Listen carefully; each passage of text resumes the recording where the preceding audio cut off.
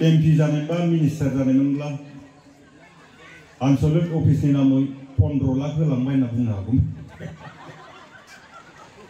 दा खोन्थाय आं MP नङा MLA नङा मिनिस्टारबो नङा दा जिखियानो जा दुखु थाबाय। दा फैनानै जोबोद गोजोननाय मोनदों। मोनसे बाथ्राखौ गोजोननाय बांसिन मोनबावदों। जोंनि आसामावबो बेफोरबायदि मिथिं जायोब्ला बांसिन हिनजावफोरखौनो नोंथांमोन बायदि ज्राव ज्राव नुयो। दिनै बेवहायबो बांसिन हिनजावफोरानो ज्राव ज्राव। बे बाथ्राखौ जानो हागौ सरकारानो बानायदों सोलोंदों माबोरैजाय गेस मोननांगौबाबो हिनजावफोरनि नामाव, अरुणोदय मोननांगौबाबो हिनजावफोरनि नामाव, स्कुटि मोननांगौबाबो हिनजावफोरनि नामाव, न' मोननांगौबाबो हिनजावफोरनि नामाव, रेशन कार्ड मोननांगौबाबो हिनजावफोरनि नामाव, गासिबो हिनजावफोरनि नामाव। दा हौवाफोरा था न' नेनानै नंगौना? दा बेयावनो खायसे खायसे हिनजावफोरा मा जाबाय अरुणोदयनि नामाव, रेशन कार्डनि नामाव पान कार्ड हैनानै, आधार कार्ड हैनानै सोरबा साफा साफा सेंग्रा साफा साफा माहाजोन खखाबाव दारि गोनां लोगो मोनबाय। दा हिनजावफोरा बेयावनो खारफानो चान्स मोनबाय। जानो हागौ नोंथांमोननि बेंगलाव बारा बिदि गैया खोमा। जोंनि आसामाव दा सोलिफुथारदों बे आयदाया। थाखा गोनां खखाबाव दारि गोनां बेफोरबायदि हिनजावल' नागिरो। दा नोंथांमोननि बेयाव थानाय आइजो नोंथांमोना साबैसे गावबा गाव हौवानि गाननाय जोमनायखौ सुनानै दोननाय आखाइ थिखांनाय? रावबो गैया, सासेबो गैया। जाय हिनजावफोरा जाय आइजोफोरा गावनि हौवानि गाननाय जोमनायखौ सुना होआ बिहा सिं सिं गोसो सिङाव मोनसे थांगा दंबावो। सोरबा गावनिफ्राय साबसिन साफासिन लोगो मोनगोन नामा, थाखा गोनां लोगो मोनगोन नामा, खखाबाव दारि लोगो मोनगोन नामा बिदि साननानै गावनि हौवाखौ मुगैयो। दा बेखायनो गावनि हौवानि गाननाय जोमनायखौ सुनानै होनांगौ। लोगोसेनो बेयाव थानाय हौवाफोराथ' खमथार। हौवाफोरखौ खावलायगोन गावनि हिनजावा जुदि गावनि हौवाखौ बहाबा महाराष्ट्र, बहाबा कर्नाटकआव, बहाबा कलकातायाव गोजान गोजानाव जुदि खामानि मावनो थांनो जुदि थिनबाय दङब्ला बे हौवाया गोसोआव थाखाय बे हिनजावा माबा मोनसे थान्दा मारिबाय दं। दा बेखायनो बे थान्दाया बेंगलाव दाजाथों। जोंनि आसामावथ' सोलिफुथारदों। दा जियानो जा बेंगलाव दा फैथारनायखौ खावलायबाय। दिनै बेवहाय फैनानै नोंथांमोननि गाननाय जोमनायखौ नुनानै जोबोद गोजोनदों। दहाय सारा बुंलांदों, जोंनि एमआ सारा बुंलांदों नोंथांमोना बेफोरबायदि फांसनफोर जायोब्लाल' मिटिंफोर जायोब्लाल' दागान, हानायमानि न'आवबो सरसा खालाम। जुदि सरसा खालामोब्ला जोंनि हारिमुआ थांनानै थानांगोन, जोंनि रावा थांनानै थानांगोन। आंथ' जोबोद बाख्नायगोन। मानो होननानै बुङोब्ला एसेबां गोजान जेरावहाय नोंथांमोना स्टेटआव गावनि रावखौ फरायनो मोना, गावनि हारिमुखौ फोरमायनो जेबो राहा गैया, अब्लाबो गावनि हारिमु गावनि गाननाय जोमनाय बेफोरखौ नोंथांमोना जोबोद मोजाङै लाखिबाय दङ। बियो जोंनि थाखाय जोबोद गोग्गाथाव। आरो नोंथांमोना गावनि धोरोमखौबो बावाखै, नोंथांमोना गावनि धोरोमखौबो फालिबाय दङ। बेबो मोनसे जोबोद गोग्गाथाव। दिनै नोंथांमोना गावनि राव हारि थुनलाइखौबो नोंथांमोना गाराखै। मानो होनना बुङोब्ला थुनलाइ आफादावबो नोंथांमोना गोबां बिहोमा दङ। दिनै फरायसा आफादावबो गोबां बिहोमा दङ। दिनै जाय समनिफ्राय जोंहा बर' रावा 90 सिडिउलाव हाबबाय, बेवहाय दिनै जोङो मोनब्रै बिथिङाव साहित्य एकाडेमि मोनसै। दा बेखायनो बे बिथिंखौ लानो थाखाय, बे बिथिंखौ मोनफुंनो थाखाय जोंनि नैबे वेस्ट बेंगलनिफ्रायबो थुनलाइ बिथिङाव मोननो थाखाय नाजानांगोन। जाय बान्थाया जोंनि भारतनि मोनसे जोबोद मानगोनां बान्था, बे बान्थाखौ जोङो वेस्ट बेंगलनिफ्रायबो लानो हानांगोन। दा जियानो जा रायजो नोंथांमोन, दिनै सिगांनि बिबुंथिगिरिफ्रा जिखिनि बुंलांबाय, बे बुंलांनायाव माबा मोनसे आद्रा थाबावदों आं बेखौ सानाखै। बुंनांगौखौ बुंजोब्बाय। अब्लाबो दिनै नोंथांमोना बेवहाय आंखौ मा मिजिं लानानै, मा आसा लानानै आंखौ बेसिम लिंहरदोंमोन आं बेखौ बुजि मोनाखै। जानो हागौ सासे आर्टिस्ट हिसाबै आंनिफ्राय माबा मोनसे मोननो लुबैदों नाथाय दिनै नैबे आफादा जाहैबाय फरायसा आफादनि नोंथांमोनखौ गोबां मिनिहोनोबो गोसो जादोंमोन माबा माबि बुंनोबो गोसो जादोंमोन अब्लाबो समाबो जोबोद खम थांनांगौआबो जोंहा जोबोद गोजान बेखायनो दहाय बिबुंथिगिरिफ्रा बुंदों जों दिनै गावनि राव हारिमुखौ जुदि फोथांनानै लाखिनो गोनां जायोब्ला साफ्रोमबो जों गोसो होलायनांगोन जेरावहाय जों दहाय खोनादों मोनसे समाव बेयाव एबसु सेन्ट्रेल एबसुनि बिबानगिरिबो दंमोन नोंथांमोना एबसुनि बिबान दंमोन नाथाय खोनानो मोनदों गेजेरावनो बायफिनबाय गेजेरावनो बायदों गेजेरावनो दिफां जाना थादों बेफोरबायदि जुदि जायोब्ला जोंनि थांलाय फैलाय जोंनि मावनाय दांनाय बेयाव गेप्स जानानै थागोन दा बेखायनो दिनै गोदान कमिटि दाना होदों होननानै खोनानानै जोबोद गोजोननाय मोनदों आरो जायफोरा बिबान मोनबाय बे बिबान मोननाय बिथांमोना दहाय दिपेन सारा सिनायथि होनो होननानै लिंहरदोंमोन नाथाय बिथांमोनखौ सिनायथि होनो हास्लाबासै आं खावलायफिनगोन बिथांमोना नैयाव फैनानै बिथांमोना सिनायथि लाफैनांगौ आंबो सिनायथि लानो बिथांमोनजों जाय बिथांमोना गोदानै बिबान मोनदों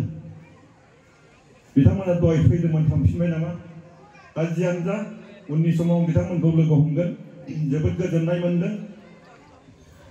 जों दिनै एसेबां गोजानाव थानानै गावनि हारिमुखौ लाखिनो हादों दहाय सारा बुंलांदों दख'नाखौ गानबाय था होननानै जों गाननांगोन लाजिनाङा जों मिथिनायावथ' जिखिनि दख'ना बे दख'नाया बांसिन दा बेंगलनिफ्रायसो थाङो बेंगलनिफ्रायसो थांजोबो इन्डास्ट्रियानो बेंगलनिसो दा अब्ला जुदि इन्डास्ट्रिखौ बेंगला खालामबायब्ला नोंथांमोना बे बेंगलखौ बे इन्डास्ट्रिखौ नोंथांमोना बै गुबुन हारिनिफ्राय सोबख'नानै गुबुन हारिनिफ्राय बोख्ल'नानै नोंथांमोना फज'फिननो हानांगोन जेरावहाय बे इन्डास्ट्रिया बे गाननाय जोमनाया जोंनिसो बेखौ जों मालायनो मानो होनांगौ दा बेखायनो आं खावलायगोन जेरैखि जाया बे जोंनि गाननाय जोमनायनि जि इन्डास्ट्रिखौ बर'नि आखायावनो फैथों नोंथांमोना बेखौ गोसो होनांगौ बे आंनिफ्राय खावलायनाय थाबाय दा सासे सिनेमानि सावथुन मुलुगनि सासे सोद्रोमा हिसाबै दिनै खावलायगोन दिनै नोंथांमोननि जायगायावबो मोनसे फिल्म दिहुनदोंमोन जानो हागौ आं बिथांमोनखौ दिनैसिमबो खनसेबो लोगो मोनफेराखै दिनै जोंनि जायगायाव सिनेमानि सावथुन मुलुगखौबो जोङो स्टेट लेभेलाव नेशनेल लेभेलाव इन्टारनेशनेल लेभेलाव माबोरै लांनो हागोन जों बेखौ नाजाबाय दङ जों दिनै 6 बोसोर जाबोबाय बे 6 बोसोराव जों मोनसे फिल्म एवार्ड फालियो बोसोरफ्रोमबो मोनसे फिल्म एवार्ड फालियो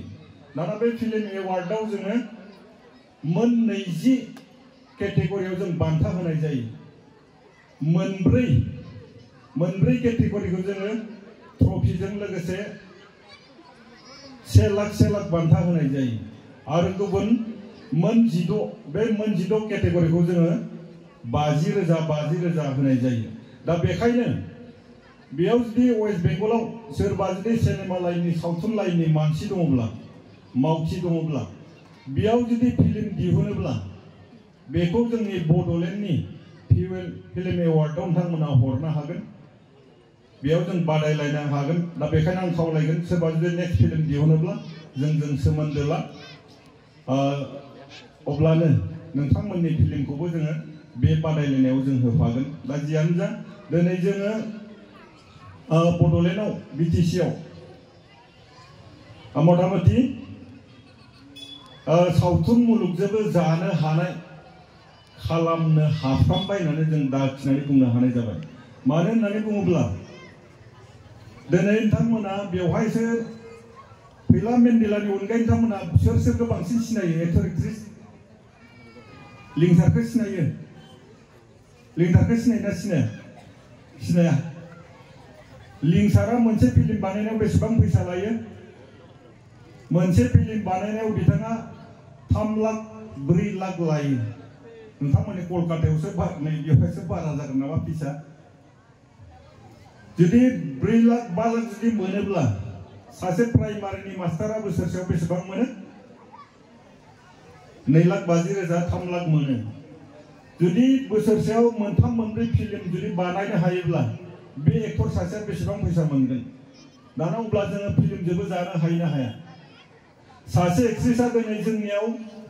3 लाख 4 लाख मोनो 3 लाख 4 लाख जुदि मोनोब्ला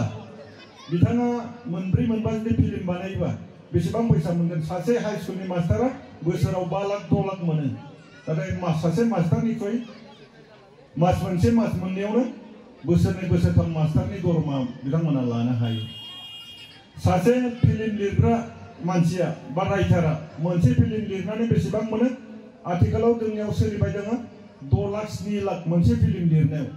मोनसे फिल्म लिरनायाव जुदि 7 लाख 6 लाख मोनोब्ला मोनथाम मोनब्रै फिल्म लिरनायाव बेसेबां फैसा मोनगोन सासे प्रफेसरनि समान दरमा मोनो दा बेखायनो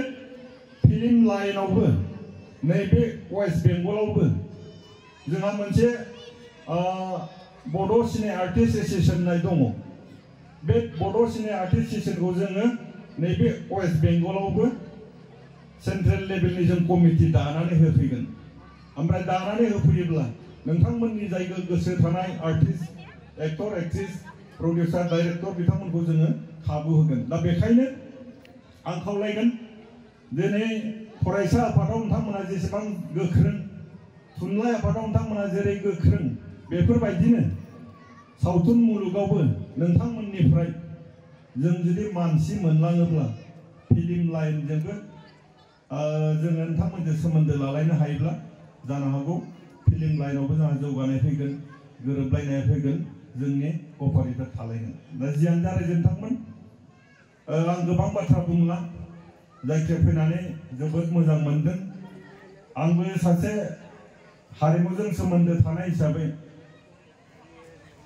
मेथाइ खननो गोसो जादोंमोन नाथाय बेवहाय दामग्रा देग्रा गैया मानो होननानै बुङोब्ला आंबो गोबां जायगायाव मेथाइ खननानै सेन्देलनि प्राइज मोननाय मानसि एसटिजों जुदि फेर नांनो गोनां जायोब्ला जों दिनै सांग्रां जानांगोन सोलोंथायाव जों दावगानो हानांगोन दिनै बेवहायथ' लाइमोनफोरखौ खम नुदों सेंग्राफोरखौ ना सेंग्राफ्रासो खमखा नामा लाइमोनफोरखौ जोबोद खम नुदों हिन्जावसाफोरखौ एसे नुदों जोंनि आसामाव दिनै बर' लाइमोनफ्रा गोबां जौगाबायखौनो बुंनो हासिगोन जेरावहाय जोङो मोनसे समाव बर'फ्रा ACS UPSC APSC एग्जामाव पास जानायखौ माब्लाबा 1% माब्लाबा नील गोबां बोसोरानो नील जानायखौ जों नुनो मोनोमोन नाथाय जाय समनिफ्राय BJP गभर्नमेन्ट फैदों बे BJP गभर्नमेन्ट फैनायनिफ्राय गुबुन गुबुन बिफानाव गुबुन गुबुन आयदायाव गोबां जौगायाखैब्लाबो नाथाय नैबे साख्रिनि बेलायाव बिथांमोना जेबो थाखा फैसानि सोमोन्दो गैयालासिनो साख्रि होनो हादों बेयो जोंनि आसामनि थाखाय जोबोद गोग्गाथाव बाथ्रा मानो होननानै बुङोब्ला जोंनि आसामाव APSCआव सासेबो पास खालामनो हायामोन नै थांनाय बोसोराव सा 15 पास खालामनो हादों सा 15 जेराव बेनो रेकर्ड आसामाव बेनि गुबै जाहोनानो जाहैबाय APSC एग्जामाव सिगां समाव मा लायोमोन प्रिलिमिनारियाव फैसा लायामोन प्रिलिमिनारि खिनिखौ पास खालामना थाङोमोन मेइन एग्जाम खिनियावबो पास खालामलाङोमोन नाथाय जेब्ला भाइभा एबा अरेल फैबाय बे अरेलावनो बर'फ्रा थालांबाय थायो जोंनि जायगायावनो गोबां गोरों गोरों मानसिफोर दङ गोबां पास खालामनाय दङ नाथाय अरेलाव फेल जालांबाय थायो दा बिथांमोना साख्रि सोरबा प्रफेसर जाबाय सोरबा मास्टार जाबाय नाथाय APSCनि बे साख्रिखौ रावबो मोननो हायासै नाथाय नों बोसोरथाम बोसोरब्रै नुबाय बोसोरफ्रोमबो जोंनि बर'निफ्राय बे साख्रिखौ लानो हानायखौ जों मोननो हादों बिनि गुबै जाहोनानो जाहैबाय दिनै बे एग्जामाव फैसा थाखा सोलिला आनिफ्राय स्टेट लेभेलाव बा सेन्ट्रेल लेभेलाव जेसेबां A ग्रेडानो जा B ग्रेडानो जा जेसेबां मोजां मोजां साख्रि दङ बै साख्रिनिख्रुइ बयनिख्रुइबो गोरलैसिन साख्रियानो जाहैबाय UPSC नि साख्रि स्टेट लेभेलनि APSC नोंथांमोननियासो मा होनगोन बेखौ स्टेट लेभेलनिया W अच्छा दाना बे स्टेट लेभेलनि साख्रिया दिनैनि दिनाव बयनिख्रुइबो गोरलैसिन जाबाय दाना मानो गोरलैसिन बेयाव थानाय फरायसुला फरायसुलिफोरासो मिथियोना मिथिया जोंनियाव स्टेटआव आसामाव सासे फोरोंगिरि जानांगौब्ला प्राइमारिनि मास्टार जानांगौब्ला नोङो ग्रेजुवेट जाथारनांबाय ग्रेजुवेट जानानैल' जाला नोङो डिलेट लाथारनांबाय बोसोरनै डिलेट लानांबाय ग्रेजुवेट फरायनायाव थांखाबाय बैसोआ डिलेटखौबा नों माब्ला पास खालामनो हायो आरो टेट लिरनांगोन टेटखौबा नों पास खालामनो हागोन ना हाया दानिया सासे प्राइमारिनि मास्टार मोननो थाखायनो गोबां प्रसेस गुबुन फारसेथिं हाई स्कुलनि मास्टार जानोबो नों दिनैनि दिनाव जोंनियाव आसामाव MA पास खालामथारनांगोन डिलेट लाथारनांगोन टेट पास खालामथारनांगोन आरो मोनफ्रोमबो एग्जामावनो 50% थानांगोन अब्लासो नों BEd फरायनो मोनगोन डिलेट फरायनो मोनगोन दाना बि थांबाय दाना दिनै इन्जिनियार जानोब्ला बेबो लिंग्रि प्रसेस MBBS डाक्टर जानोबो लिंग्रि प्रसेस मार्कफोरा मोजां जानांगौ नाथाय नैबे APSC UPSC बे आनजादखौ मोननो थाखाय 3rd डिभिजनब्लाबो जायो कम्पालमेन्टारिबाबो जायो एनि ग्रेजुवेटखौनो जों बेयाव कम्पिटिटिभ खालामनो हायो दा बेखायनो बयनिख्रुइबो गोरलैसिन आनजादानो जाबाय दिनैनि दिनाव UPSC एबा APSC एबा स्टेट लेभेलनि फार्स्ट क्लास बे आनजाद दा बेखौ जों जुदि पास खालामनांगौ जायोब्ला MA जों सासे प्रफेसर जानो थाखाय MA फराय MA पास खालाम MA पास खालामनो थाखाय नों नेट स्लेट पास खालाम नेट स्लेट पास खालामखानानै नों आरो बोसोरब्रै बोसोरबा नों PhD खालाम बेदि खालामनायावनो सासे प्रफेसरा बोरायलांखायो नाथाय जेब्ला नोङो ग्रेजुवेट जादो बोसोरनै बोसोरथामजों नों कचिं लादो नङाबा फरायबाय थादो आथिखालाव इउटिउबावनो मोनजोबो इउटिउबावनो जोबोद मोजां फरायबाय थादो नाजाबाय थादो खननै खनथामजों फेल जाबाबो लस जाया नाथाय नों प्रफेसरखौबा नों जानो हागोन ना हाया फरायनायाव बोरायलाङो मार्कफोराबा नोंना मोजां नंगौना नङा दा बेखायनो जोङो आं दिनै खावलायगोन बयनिख्रुइबो गोरलैसिन साबसिन राहायानो जादों स्टेट लेभेलनि बे APSC आरो सेन्ट्रेल लेभेलनि UPSC जों बेखौ नाजाबाय थानांगौ फरायसाफोरा प्रफेसर जानायनि मिजिंखौ गारनोथ' होआखै नाजानांगौ जायफोरा मोजां फरायसा नाथाय गोदोनि समाव मोनसे समाव जायफोरा प्रफेसर जालांबाय बिथांमोना दिनै मोनसे समाव नेट नाङामोन स्लेट नाङामोन मोनसे समाव PhD नाङामोन बिथांमोना गोरलैयैनो मोनजादोंमोन नाथाय दिनैनि दिनाव नेट नांबाय स्लेट नांबाय PhD फरायनांबाय नोंनि मार्कफोरा मोजां जानांबाय दा बेखायनो आं फरायसुला फरायसुलिफोरखौ खावलायगोन दिनैनि दिनाव मोजांसिन साबसिन एडमिनिस्ट्रेटिभनि मोजां साख्रि नांगौब्ला